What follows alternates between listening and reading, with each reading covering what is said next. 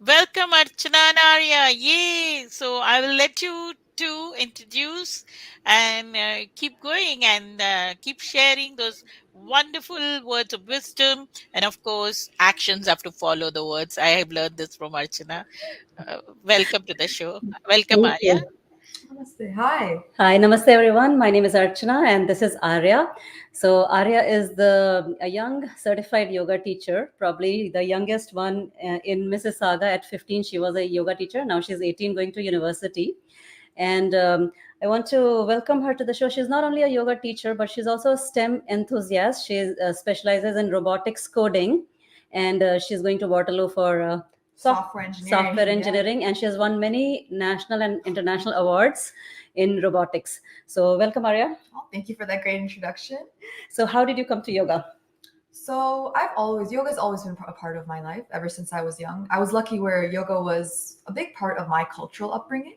So that meant that when I was maybe a young child, 8 or 9 years old, I would go to community yoga classes. I would be taught the meaning behind yoga, not only just the movements, but also like the mind-body connection aspect of it.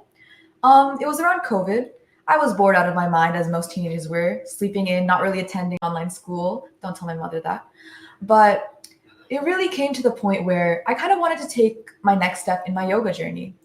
My mother was already a trained yoga teacher at this time, so I must admit that helped a lot. And she really truly believed in me being able to complete this journey, even at the ripe young age of 14 at the time. So, right at the start of grade 9, I started my training. It was about a 200-hour course. A lot of people, there were a lot of doubts. Even my own teacher was like, "Are you sure? You might be a little bit too young for this?" But I was enthusiastic and passionate enough where I pushed through and I was able to get certified. And I think it's the best thing I've done so far. It's an interesting conversation starter for sure. All right, great thing. So I understand that you take class on Zoom every Sunday for 15-year-old. So now, as you said, yoga is not just a physical practice, but a body-mind connection. So, and it's not a one thing, right? So yoga is a holistic approach to health and wellness, I would say. How do you incorporate like all the physical and the mental aspects of yoga? Because it can be difficult teaching meditation to kids or pranayam, right? So how do you do that? Yeah. Oh, just as a little context, I mostly teach children's classes as of right now.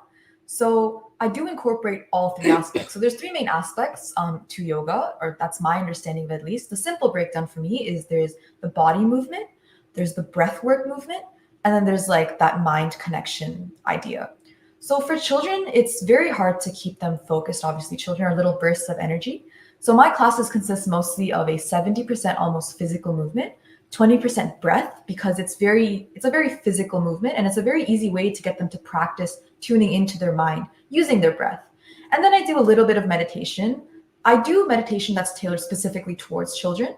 So there are things you can do. For example, you stare at a white wall and you just focus on shapes and colors that you end up seeing.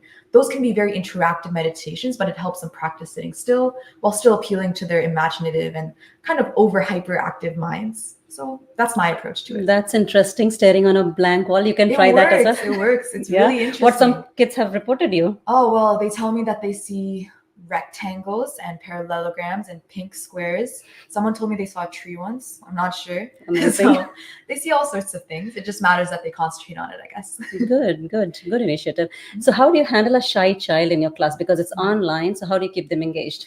That's one thing I really like about our classes and the way that I structure them is that I make them entirely interactive and almost community based.